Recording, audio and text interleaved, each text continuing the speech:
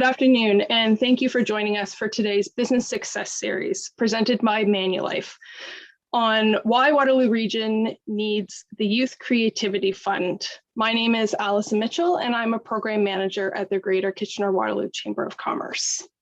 Before we get started, I'd like to take a moment to acknowledge that we live and work on the traditional territory of the Neutral and Anishinaabe and Haudenosaunee people as we seek a renewed relationship based on the foundation of mutual understanding and respect. As participants in today's event, we're coming together as one.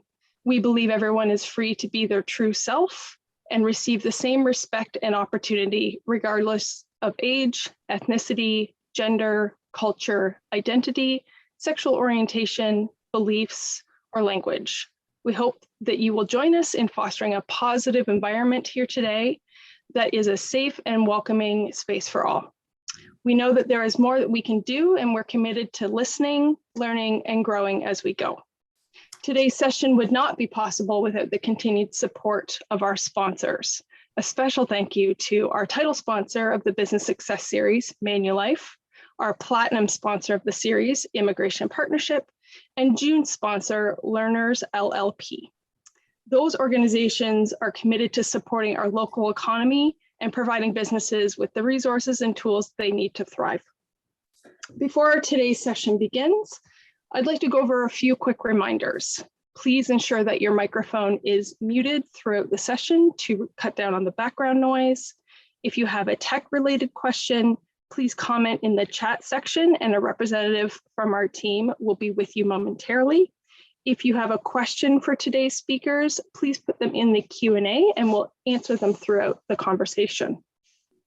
All attendees will be sent a recording of today's presentation, and it will be also made available on the Chamber's website at greaterkwchamber.com. I now have the privilege of introducing today's guests.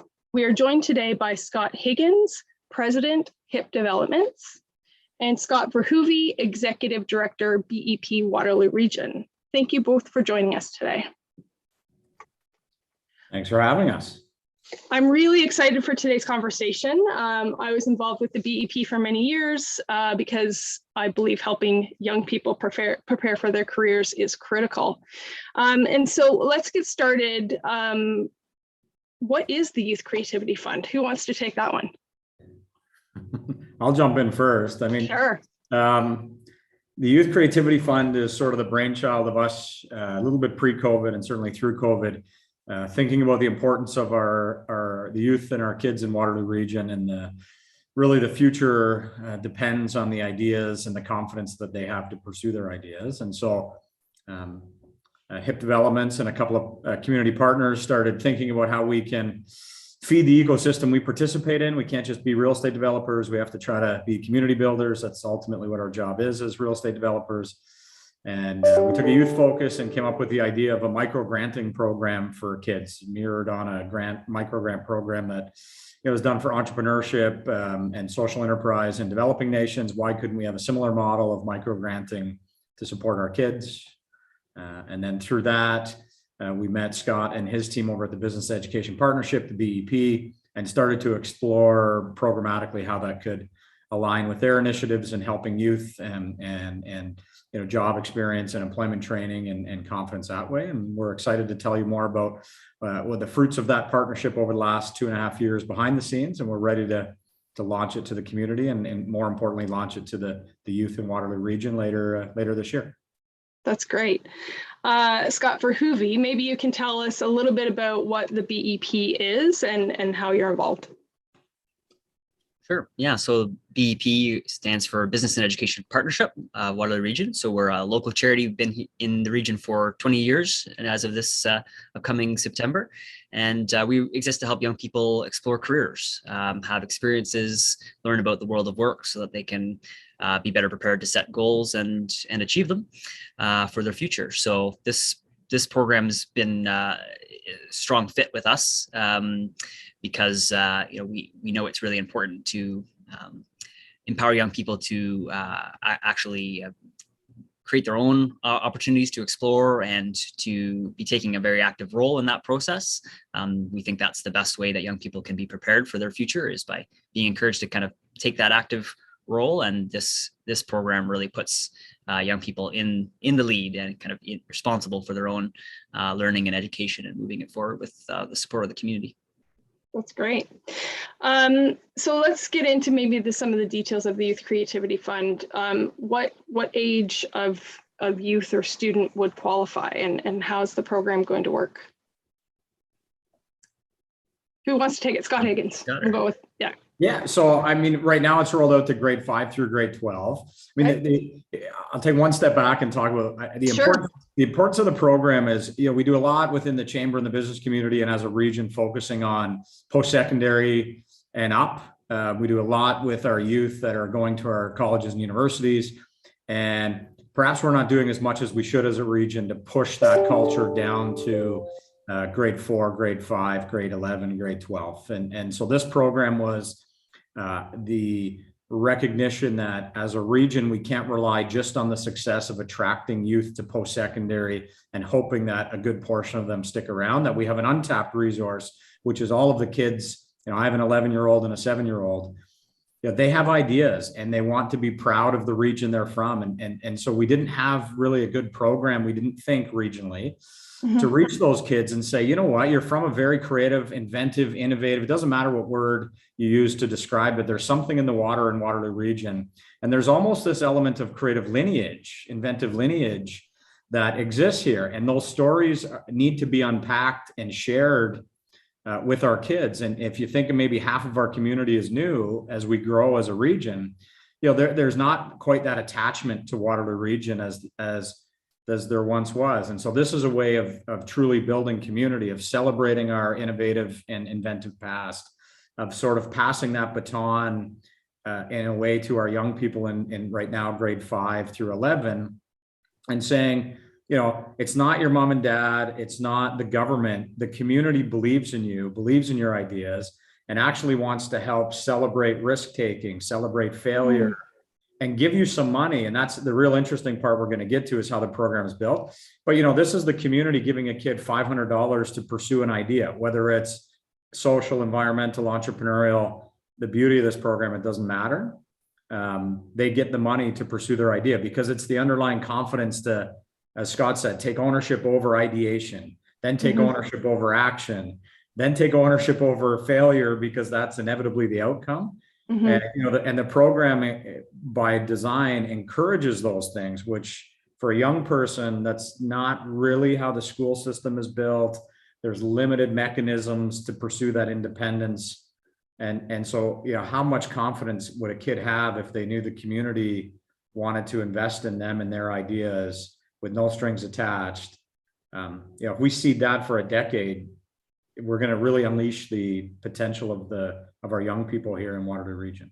I didn't answer your question. No, that's fine. I wanted to give you a little more flavor about the passion behind the program. I appreciate that because, like you said, we have a really unique region in terms of entrepreneurship. And I think fostering that entrepreneurial mindset early is really important. I think fostering that the curiosity in kids is really important. And, curiosity is one of those really important skills moving forward that employers need. It's an important skill to have in your toolbox. And also it sounds like, and we'll get into it, but it sounds like this program really tries to break down those barriers that we build up around fear of failure and, having an idea, but not wanting to try it because, I don't know, and I don't want to let people down and all of that kind of stuff. So, yeah, and I think Scott's going to touch on some of the programmatic pieces, because the Business Education Partnership used their 20 years of experience to sort of talk about what some of those barriers are and how to structure this in a way to break them down. But you're exactly right. I mean, the goal of a program like this is to build upon that creative lineage by removing the barriers to practice creative confidence, right? Or practice innovation. And it's trying to set a very easy and relatively,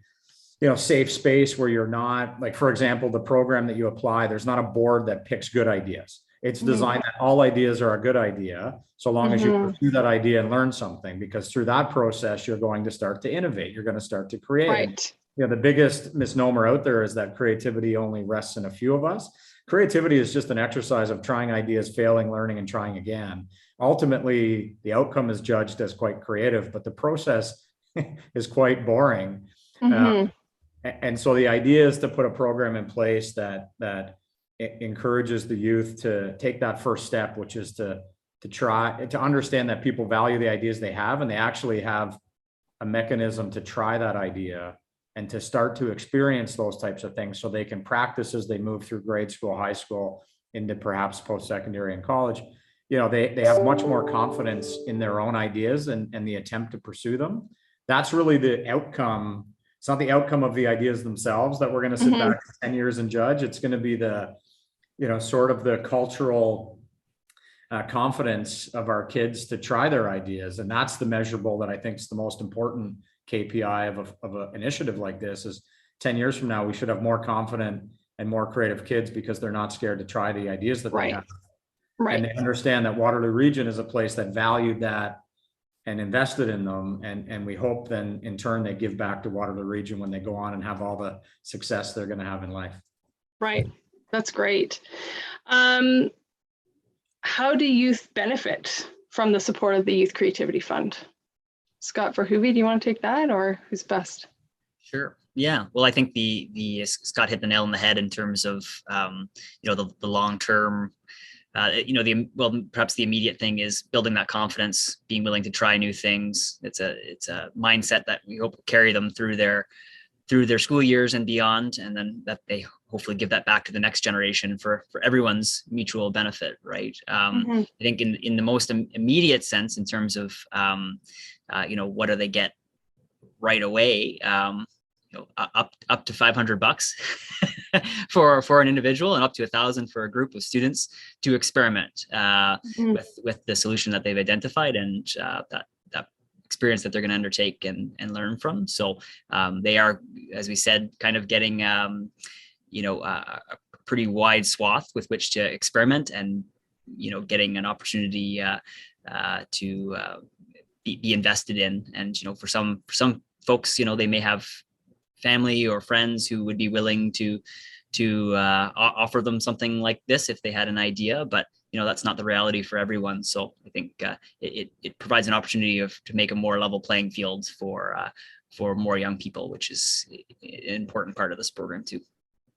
Yeah, and what I really love is, often if you were to apply for money, it's like what you said, Scott Higgins, it's more about,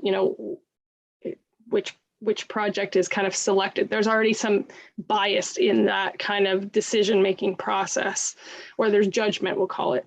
And then, often when you get the money, maybe you have to create a report about the successes of the project. And so there's already some, assumption maybe that there's successes and you can't fail. And so that's why, what I'm hearing so far, it's, the best projects aren't selected. Failure is a good thing in this situation. Yeah, and that starts to remove the barriers or entry, like you said. Like, a lot of kids either perhaps are furthest from opportunity and don't have, either the confidence or the capital to sort of think that their idea could matter. And so this tries to align that with those in the community that's a little further out of reach than some. There's that judgment or barrier to entry to say, well, I'm not sure if my idea is good enough, or I'm not sure I can pull it off.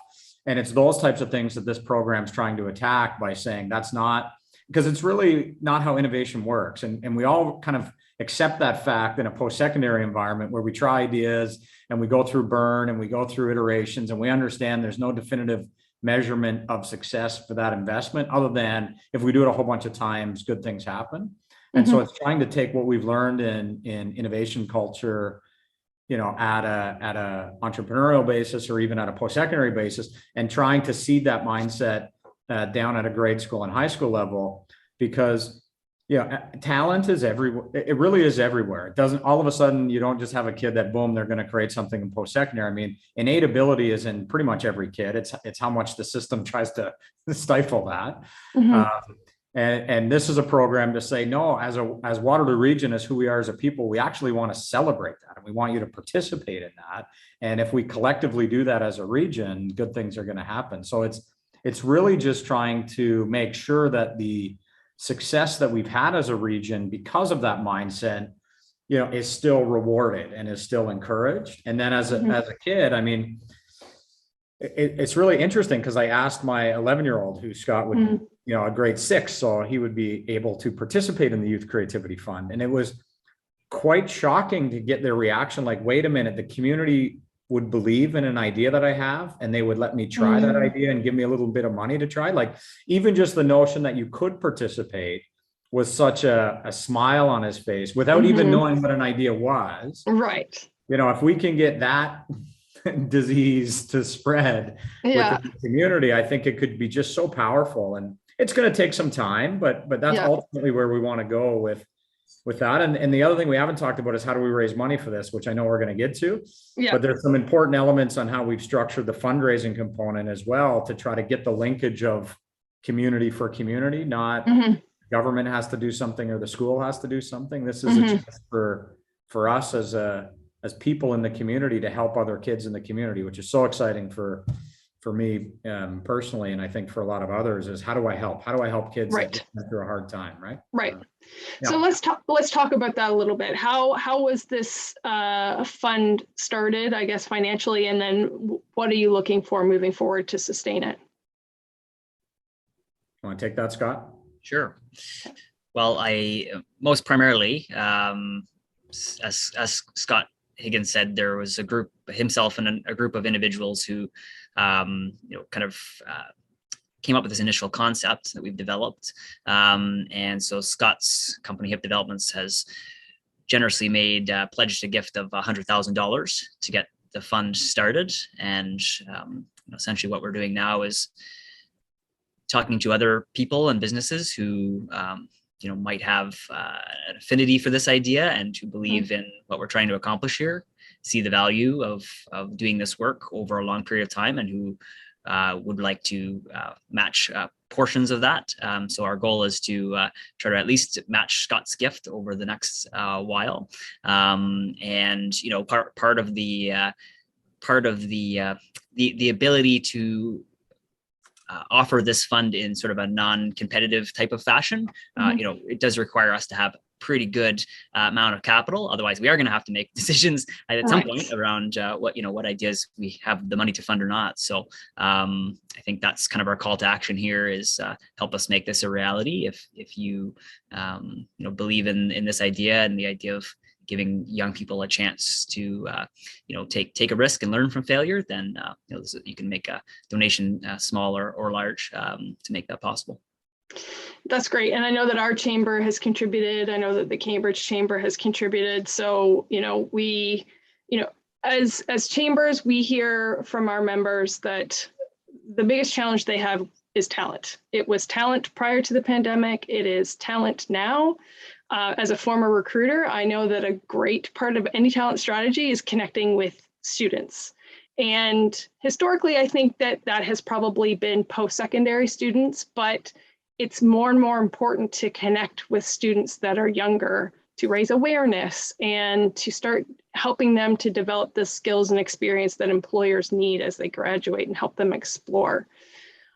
So this is a great way for businesses to get involved. And so are you looking for a specific amount of funding? Are you how can businesses get involved?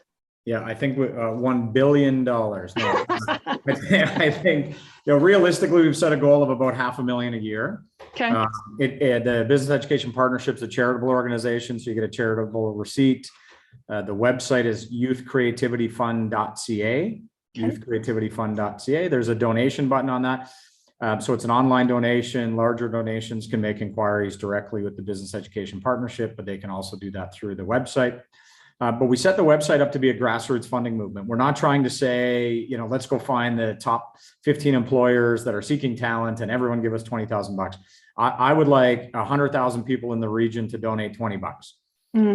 It's really meant to be that. This is not an unapproachable fundraising campaign. It's an online donation mechanism. You can donate as little as $2. You can donate one time or on a recurring basis.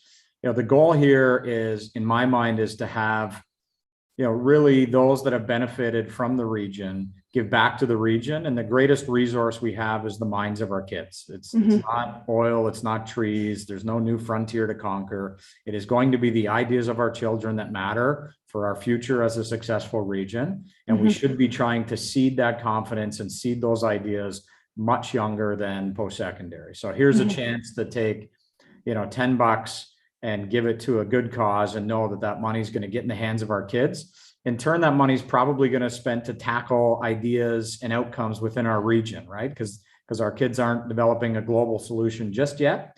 Right. And so the nice part too is that money that's being donated is being repurposed back in the community to come up with ideas to help the community, be it entrepreneurial or environmental or social. So it's really an easy way to get involved. We hope we find some big donors along the way, but realistically, we'd love to see wide participation through Waterloo Region, giving small amounts of money on an annual basis to help our kids.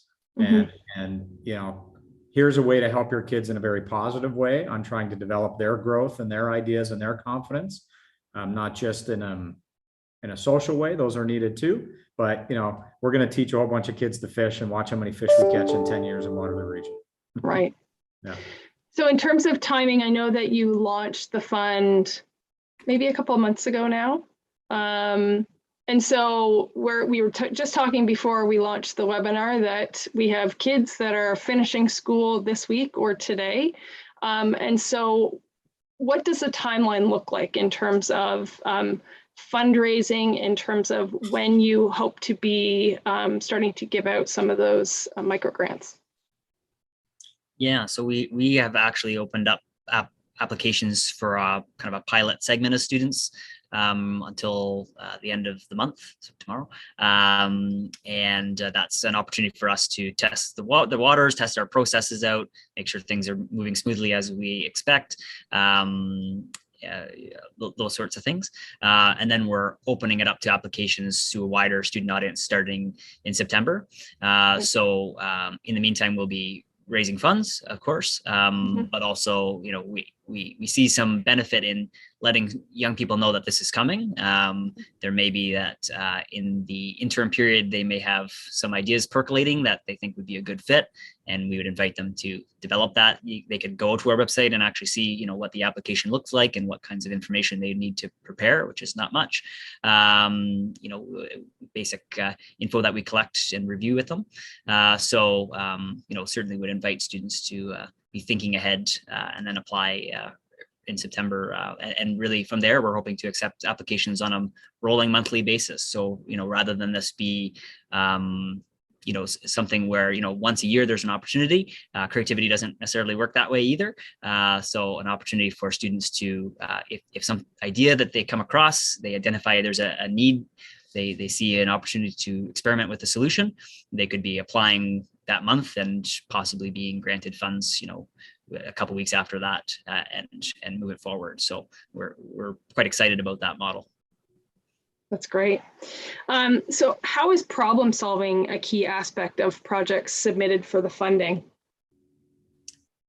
Well, that's a good question. I could tackle that a little bit as well, and Scott can elaborate too if he wishes. So one of the key things for us is that when we ask youth to develop an application, we're asking them to identify what problem they're trying to solve. And a key component is that they are identifying some problem that they're trying to create a solution for. That's the main parameter that exists for students when they're creating an application. But what that problem could be is very broad. So we're not putting any parameters around, the kinds of problems, as long as they've identified that, they are creating some sort of solution. And that's kind of how we define creativity for the purpose of this exercise, developing a solution to a problem. Okay. Maybe. Okay. And I think purposefully wide like that, like at the end of the day, Innovation is developing solutions, finding problems, developing solutions. Those could be commercial solutions, those could be social solutions. It's that wide, but it's also meant to encourage. It's so open because it's meant to encourage where someone's curiosity and passion lies. And kids are very interested in different things, and sometimes they get pressure on a certain academic channel because that has a more linear outcome of financial success, perhaps. But they also have this underlying passion that may not even be following the path that they're directly pursuing in academia. We want a program that says to a kid, ultimately you want to be excited to get up in the morning and passionate about what you're working on. We know those are the best outcomes for everybody. And so here's an opportunity that they can develop, a problem to solve and a solution in regards to what passion they might have as well. And so we've done a couple of pilots as we researched the structure and how to put the structure of the program together. Now we're going to do another pilot, but it's been really interesting to see some kids participate that frankly, like they're studying for one thing because they know they need to, and yet what they're identifying as problems and solutions and passions that they want to pursue are something totally divergent than maybe where their education route is taking them right now. And they're just so excited that they get the opportunity to try that, and that somebody wants to give them some money for them or them and a group of friends to pursue that passion. So we've been pretty surprised with I mean, it really just is, if you take the shackles off our youth and you allow that curiosity and imagination to go, and we've been pretty floored on some of the ideas that our kids in the region have had, and really some of the bigger problems, Scott, that some of them have envisioned that perhaps, really haven't been talked about much in society. Like they're identifying things that we're like, wow, we didn't even think that kind of is a problem, but yeah, we see your point. So lots of interesting outcomes, and the point of the fund is to keep it open so that they can pursue where their passion is. The other interesting part is they can reapply after that. So again, it's not just a singular exercise. Hey, good job, you got some funding, now that's it, you learned everything you need to learn, because again, that's not the point. So those that are pursuing it, that want to continue to pursue it, or they learn something with one initiative and want to apply that learning to another initiative, they're able to continue to apply, because it is that action and that confidence that we're trying to build through community investment. I'll put you on the spot a little bit. Are you able to give us very high level, you don't have to give specifics, but in terms of the types of projects or problems, are they environmentally focused? Are they transportation? Are you able to give kind of an example? Yeah.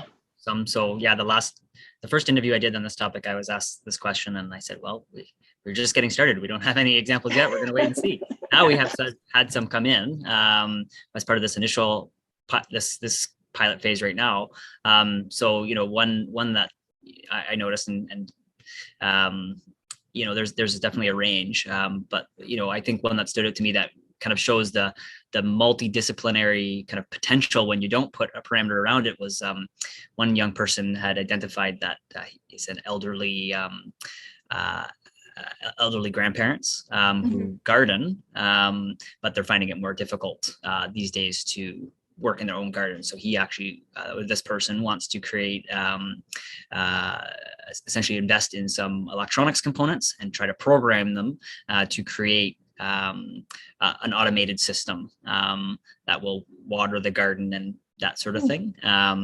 So, it touches on so many, issues that we would recognize as important, social issues, environmental ones. There's a math kind of coding learning component for that young person as well. And to me, that really encapsulates, the kinds of things that we hope young people will do. And I've got inquiries on wanting to do some social things within the community, just in terms of exposure and fundraising. And that one was to have a weekend celebration to shine a light on what other people were doing, but try to get wider engagement. So they were looking at more of the promotion side of things. I had one student reach out that was musically inclined, and there wasn't really a peer-to-peer music network in a high school level of sort of co-collaborating and things like that. So they wanted to get a platform for youthful regional musicians to share through. So it really is quite a wide umbrella. Some of it is tangible, some of it is more social, but The point is, these are people that are like 13 years old that want to think about how they bring people together in the region, or how they go about building a tool to, to help, like just to have that mindset at such a young age, and then to be encouraged to attempt it independent of what you have to do in school, or independent of what your parents might want you to do from a after programming point of view. Right. Like just that level of independence to say, no, I have an idea, I want to try, and then to have the mechanism to get capital.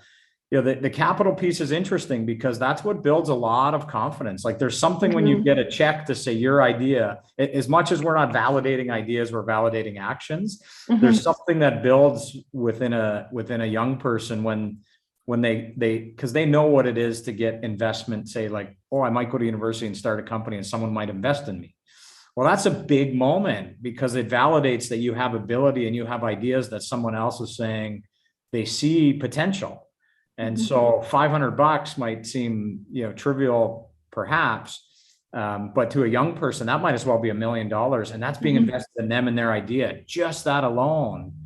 And then you have to have stewardship over the responsibility. Like we don't have a whole bunch of program parameters, like you've said, that we're going to judge your success and you have to do A, B, C, and D. We're kind of leaving it a little more autonomous, because then that leaves the student saying, well, now I have some obligation to pursue that idea because someone invested in me, but no one's going to make me. And so I have to kind of find it in myself to push myself or my group forward because there's been an acknowledgement and investment made. Like that's another key learning principle for our young people. So there's lots of things that we've tried to think about it and make sure the program reflects it, that I think just can do so much. And again, it's not the reward of the outcome. Like that's the detriment. If it didn't work, it's like, oh geez, now I feel bad. No, that we're kind of celebrating that fact. Like going in, it's probably not going to work at first, because that's how innovation happens. Right. So yeah, we're really, really excited about the potential of the program, and we just hope the community sees the potential and helps us spread the word and helps us raise some funds to help our kids. Yeah, I really love what you said about the program validating, not validating the idea, but validating the action. Because often, we might have an idea, but sometimes taking the action, taking that first step is really hard, and we end up not doing it. But now that you're validating the action, like who knows where that one little action could lead in terms of that person's future and our community's future. Exactly. So we've talked a lot, but I mean, I have lots of questions bubbling up in my head. If a student gets a micro grant, is there a specific period of time that they have to complete their project? I'll weigh in. There's sort of yes and no. So from our end, we're asking them to report back within a 3-month period, roughly. However, we don't necessarily expect that will be the end of their project. Kind of the end of their kind of let's say accountability, for lack of a different word, to us. We hope that the project that they're pursuing might have a life beyond us, and that they'll stay in touch to tell us what else is made possible in the future beyond that period of time. But that's kind of the short answer. Okay, that's great. There's 2 elements there as well. That one, there are some there's a programmatic piece to stimulate sort of creativity, design thinking. So there's some elements in terms of activities that we have that we sort of support the young person with, or the young group with, so that as they hit roadblocks and different things, there's ways to sort of to work through some of those challenges through some exercises we have. And then we might get to it, but we have a strategic partnership with the region of Waterloo. Yeah. And Scott can touch on that integration, but there's another element there that as the region rolls out youth innovation hubs and tries to bring young people together to pursue a broader ecosystem, there's ways of cross-pollination where, the kids that participate in the Youth Creativity Fund can find peer-to-peer networks. And then there's some integration of that continuity that gets established within some of the region's smart city initiatives and smart Waterloo region initiatives, specifically focused on youth, that they can kind of start to build their own ecosystem. And I mean, ultimately, again, I'll come back to the post-secondary reference, but we know we've built those linkages and that ecosystem of support within the post-secondary and the early startup innovation realm within the region. Mm-hmm. Now I think it's time to have some programs and then create those types of linkages from a peer-to-peer point of view down at a grade school and in particular at a high school level. And so we hope that the partnership we're developing with the chambers and the partnership that we've developed with the region of Waterloo, that continuity sort of shows itself in creating those linkages of people that are participating in our programs, their programs, and ultimately co-collaborating and finding an ecosystem of support amongst themselves. Okay. Yes, I was going to ask about the connection between the Youth Creativity Fund and the Smart Waterloo Region Innovation Lab. Scott Verhoeve, did you have anything else that you wanted to add to that? Yeah. So as you know, BEP Waterloo Region, we run a program where students participate in essentially a design thinking challenge around problems. So, you know, we anticipate that this is one sort of seeding ground where some of the ideas may come to light for students, and they might pursue an application to the Youth Creativity Fund after participating in something like that. But if there's one sort of challenge that I see, it may be that for some people, they just don't know what problems they might actually apply to try to solve. And that could be a barrier for some. So as we were developing this program, we became aware that the Smart Waterloo Region Innovation Lab was developing kind of a similar concept, which included doing some programming in schools with students around design thinking and identifying problems. And so we've decided we're going to try to carve out some resources to help seed some of those problems that they're working on as well. So the difference is they're a little bit more focused or strategic around problems that the Innovation Lab has already identified are, you know, important priorities for the region, and they're working with students to try to develop some solutions around those. So that will be part of sort of how we get this kickstarted as well. Great. And so I'm thinking as a parent, if I heard about this and talked to my kids and my kids are interested, I just wanted to clarify, it's not tied to classrooms per se. So if there's a group of students, they don't have to be in the same classroom or the same class or the same school, just within Waterloo Region. Is that correct? Exactly. Yep. Okay. And so if a young person has an idea, maybe they're a little stuck on how to get started, or they know how they want to get started, but they get stuck halfway through. Are there any resources that might be able to help them along the way? Yeah, I'll just Scott Higgins alluded to it, and I can just add. So essentially, if they go to our website and they were to go to apply, it actually asks them, are you ready with an idea, or are you trying to develop one? And so if they're ready with an idea, they can apply straight away. If they're not so sure, directs them to some resources that have been curated on the page. On the website, I should say, that youthcreativityfund.ca. And so that's one area where they can kind of self-serve in terms of developing their thinking. Once they've applied, then the BEP team would engage with them, either to help them develop their idea if it needs some development, or to help them through the process. So if they're having some trouble, our staff can help them work through that, or if they've identified, maybe there's a technical, if their idea is highly technical and they need, some expertise maybe that they don't have, we might be able to help connect them to someone in the community who could provide that. As you know, Allison, we have a big, roster of community members who volunteer with us, who have all kinds of expertise that they bring from industry. So tapping into those folks or just the broader network locally to help in those kinds of ways too. So some things that come to mind. Yeah, and I think that is what is going to build. I mean, you start somewhere, but ultimately we're trying to build awareness then build the endowment and participation through community fundraising, particularly at the grassroots level, then build student participation. The BEP has a roster of, Scott, 200 and some odd community members that participate through speaking in classrooms and running different employment events and things. I mean, ultimately, I think the business community can support initially with fundraising, and then secondarily, as the program grows, through that level of mentorship. And that's ultimately, as this idea continues to grow and foster and expand within the community, that's where the next layer of significant kind of power comes from, is now, encouraging that action and confidence, and then better yet, tying that to the lineage of invention within the region. Now you start to create those linkages from industry and from social and from environmental, and we create the bonds within the community where our young people start to meet and see the avenues of where their future could take them, because they're getting some level of engagement through a little bit of mentorship, or just a resource to be able to query and talk to about what their ideas are all about. So we hope that over time, that's the entire program to start.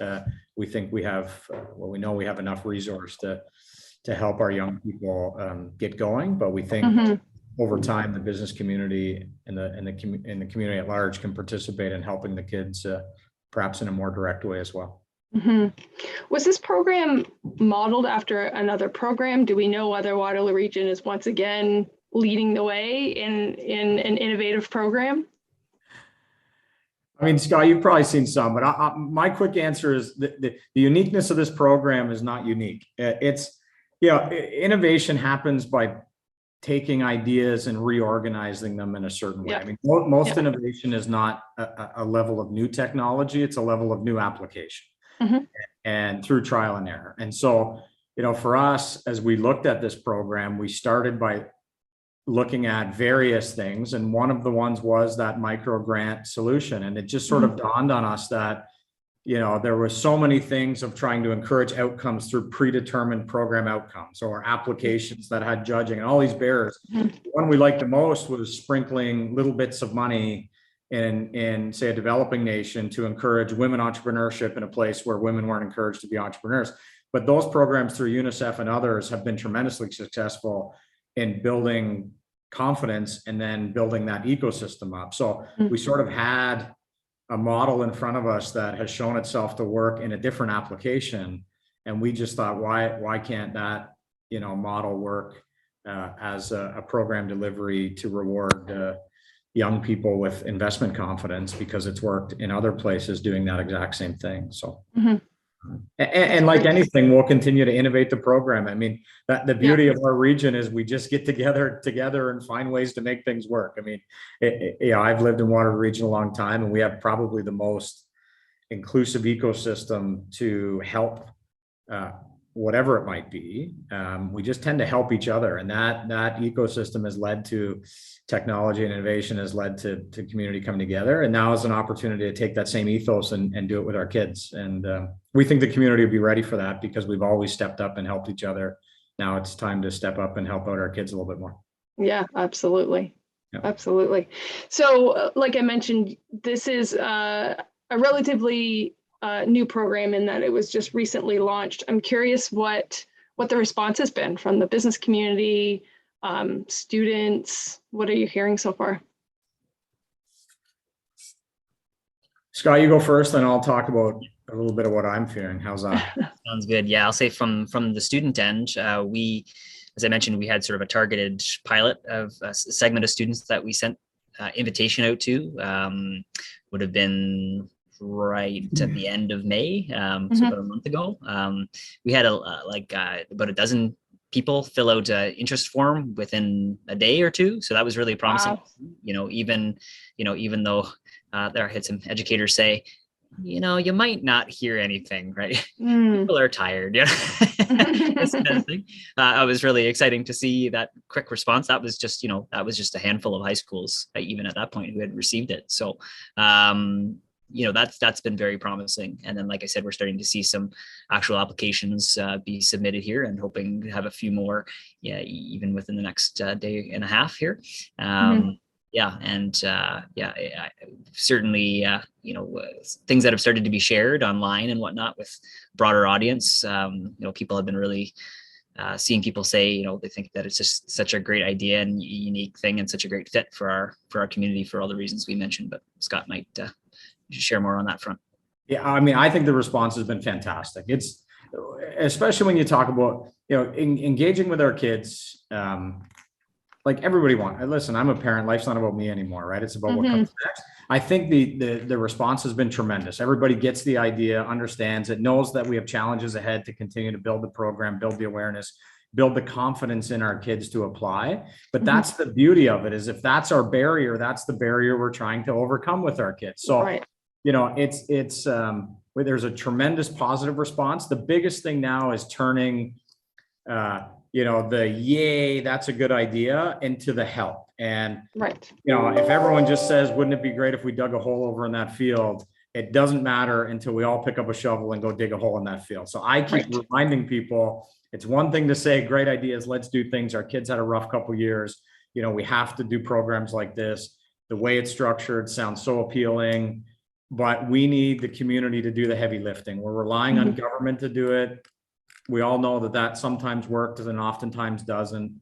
We're relying on other people to step up. Now, my biggest message to everyone out there is, come help us dig that hole. We need people helping us fundraise. We need people helping us with awareness. We need people helping us talk to youth and get youth engaged.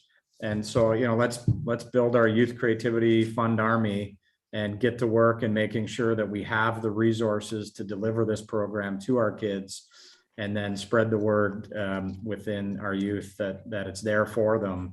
And so it's not good enough just to think that it's a nice idea and somebody else is going to do the work. We have to step up and do the work together. And so for everyone listening today that's excited about it, or hearing it on the radio or on social media, what are some of the first steps that they can do to start helping this program? Yeah, I think go to youthcreativityfund.ca. You can learn more about the program. So youthcreativityfund.ca. There's an apply link there. There's a donate link there. There's a contact us if you want to have a conversation about how you might get more involved than just a donation or encouraging youth to participate. But lots of information up at youthcreativityfund.ca. Please donate, help us out. Please encourage young people to apply and take some of the content that's there and help share that content across the region so we can grow awareness that this program exists, and the goal is to try to grow it widely across Waterloo region. Great. What haven't we talked about that you want to share about the program? Scott's team is amazing. And no, I think the BEP, I hope this program continues to raise the profile. We need to establish more linkages between our industry. As you said, talent. We have so many great young people in Waterloo region. We need to focus on them a lot more than we do. We need to make sure our post-secondary success shouldn't just be who comes to Waterloo region. It should, I'm hoping through programs like this, we improve the aspiration of our own kids in Waterloo region, go to some of the wonderful global post-secondary institutions we have here. I just think we need to focus on the positive. We've got lots of things to celebrate. We've got a long lineage of success and innovation and inventiveness. And now it's our job that have seen the fruits of that success over time to reinvigorate the next generation and not rest on the laurels of our post-secondary outcomes. And a program like this can really help us do that. So that's why we want the grassroots fundraising, really, Allison, is because we really hope this is community for community. Like, this is an opportunity to do something within your community to help the next generation of your community succeed. And I just think it has the potential to really empower all of us to recognize we come from a great place. We have lots of opportunity here. Our kids have lots of opportunity here, and we can do something about making sure that prosperity, lasts for a very long time and doesn't start to erode. So I think we've covered a lot of ground, but let's step up and do micro donations for micro grants would be, there's a punchline to end. How's that? Yeah. That's great. I'm so excited about this program and I can't wait to see where it goes. Scott Verhoeve, in terms of donation, the BEP is a charitable organization. So I think we heard that tax receipts are given. Is there a minimum donation to get a tax receipt? No, I don't think so. Okay. Any amount, as Scott said, if someone was looking to make a larger amount, then we encourage you to reach out to us as well and discuss that. As online is great, but of course, there's a small processing fees required to make the online donations, and so if someone was wanting to make a gift in the thousands range, then we'd certainly encourage them to reach out with us and talk about how we could do that and make sure we maximize the money that goes to young people. That's great. And so you mentioned that the pilot period in terms of accepting applications is closing tomorrow. So anybody hearing about the program for the first time today or over the next couple of weeks, when might applications open up again so they can think about their ideas over the summer? Yeah, we're going to start reviewing them again in September. Okay. So they could apply in September, and in theory, they could submit an application sooner, but it will go in a queue basically. Okay. Communicate with them about that. It will be clear on the website there. But so in theory, the opportunity is there. But again, that's we're going to take a little break to see what we learn from this first phase, and then start fresh again in September, and be hearing a lot more, I'm sure, about the program again at that time once the school year gets underway. That's great. I'm smiling, Scott, because you know my answer, which is just apply tomorrow to the Youth Creativity Fund, and Scott's team will figure out how to engage with you in September. But I wouldn't. I would, if you're itching for action because what we've said over the last hour has inspired a kid or potentially you to talk to your kids about it, I would still encourage you to take that action. Jump on the website, have a look around, see what that process looks like. And if you're so inclined to apply, it's a good problem to have youth engagement before we're entirely ready for mass youth engagement. We'll figure out a way to start to engage. But yeah, I think just check out the website, and if you're passionate about what we're doing, find a way to get involved. That can be tomorrow, that can be in September. We're happy to have you involved. That's great. Plug the website one more time. Youthcreativityfund.ca. Okay, that's great. So everybody who's listening today or watching the recording of this webinar, please check out that website. Please get involved and help our young people explore and build confidence and prepare for their futures. Scott, I want to thank you so much for your time. I really appreciate you sharing all the good work that you're doing with the Youth Creativity Fund. I'm really excited about seeing this program continue to grow. And I want to thank everybody for joining us today. This brings us to the end of today's session. I want to thank our sponsors. So our title sponsor of the Business Success Series is Manulife. Our platinum sponsor of the series is the Immigration Partnership. And June's sponsor is Learners LLP.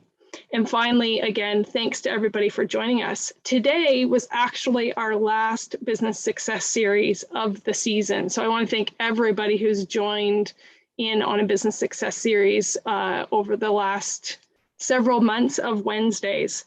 A reminder that you can find all of the past sessions of the Business Success Series on the greaterkwchamber.com website. Again, thanks to the sponsors that made this series possible, and thanks to all of you. I hope that everybody has a happy and healthy summer, and we'll see you back in September.